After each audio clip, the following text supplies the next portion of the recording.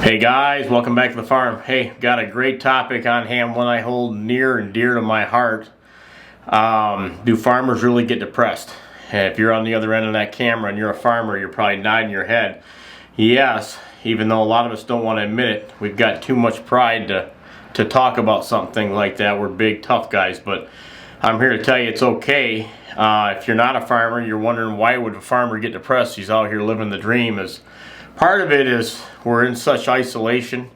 We're not in much contact with many people. Being human beings, you need to talk to people, and we don't always have that opportunity to do that. But another thing is farming's tough. There's only about 1% of us that are farmers, and we can't control the price. It kind of fluctuates like the stock market, and you have to just make sure you got your ducks in a row to get the bills paid and provide for your family.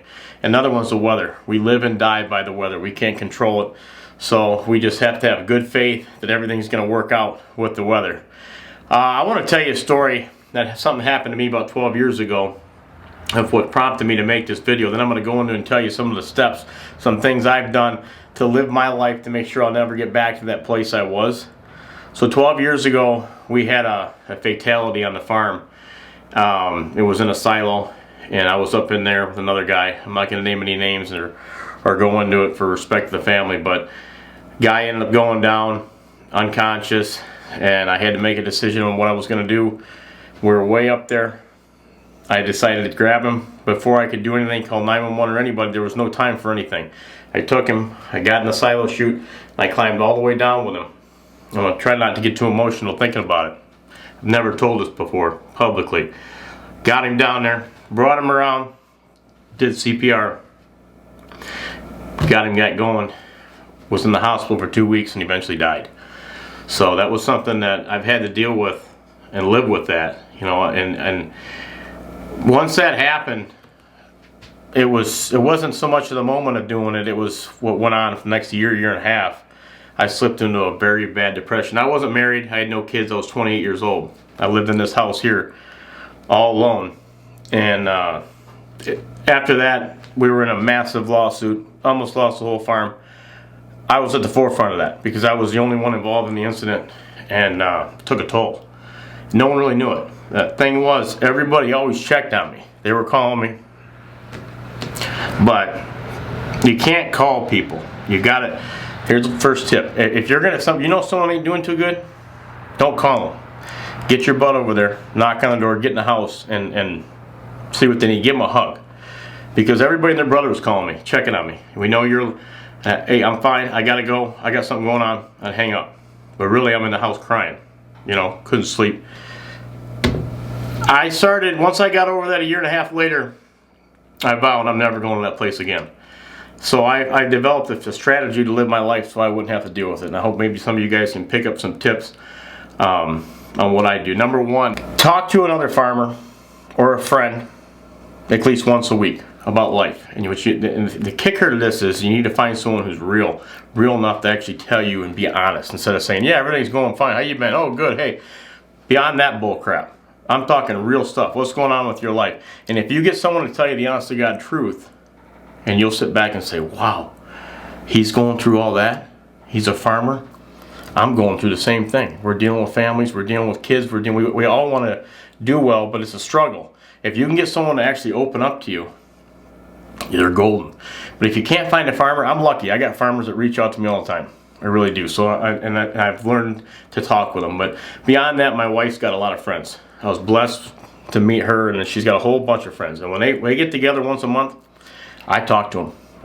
And I ask them questions about their life, and I'm telling you, when you start doing that, look, you realize farming, this is one of the best occupations you can do. They're dealing with, we're working 12, 14-hour days. A lot of these people are. Regular people are working that many days if you're counting their drive time. I've got 0 drive time. They're going to work, they're not driving an hour, they're coming back an hour, and they're wearing out a car, spending gas. So get perspective from another person once a week, and it'll do wonders for you, I'm telling you. Number 2, protect your yeses and learn the power of no. Just recently, well, first off, protect your yeses, meaning, look, People ask you to do things in your life, and you're on this farm, and you're busy as heck working with your family. Your family's number one.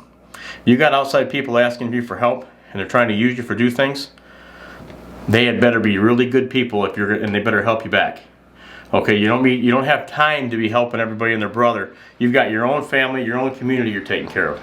So go cut the people off that don't have you in their best interest, and learn the power of no, and don't overload yourself. Part of it, as Rochelle will say, that's my biggest thing I do. I always have a lot of things going on, but just recently I stepped down from a board position.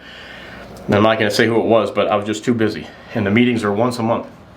But when you're talking about, I'm only home 3 nights a week probably before 7:30, and I've got a 4th child. I got 4 kids now. My wife's in there.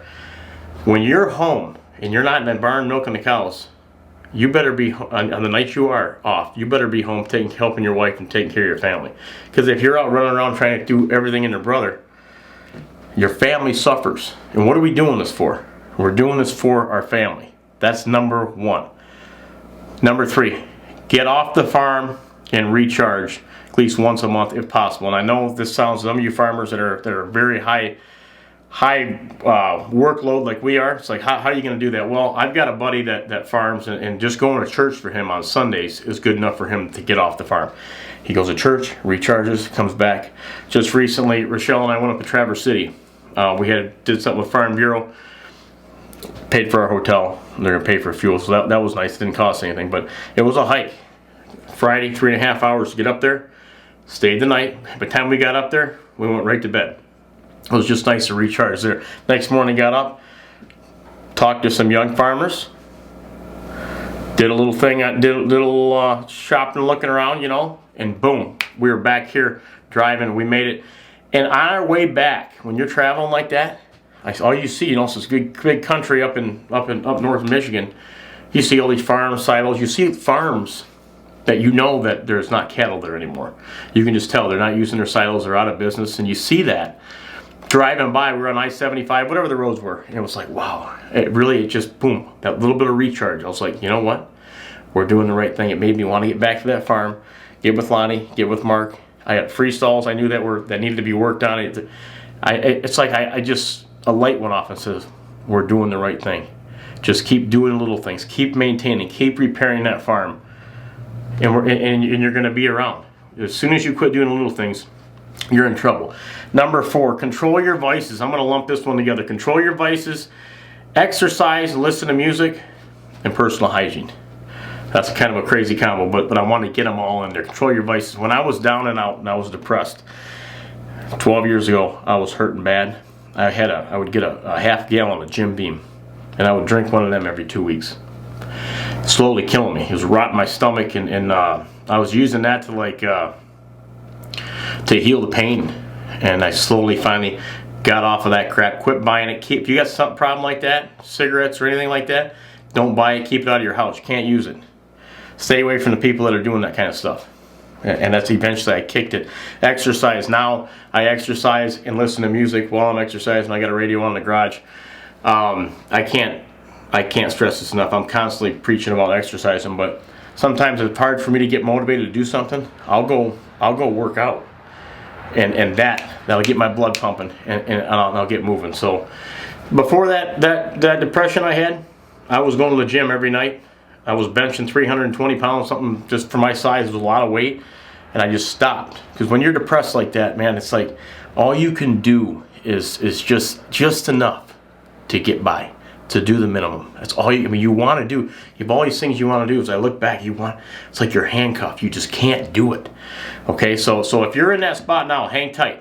You get through it. And personal hygiene, as I lumped them in there, I was in it so deep.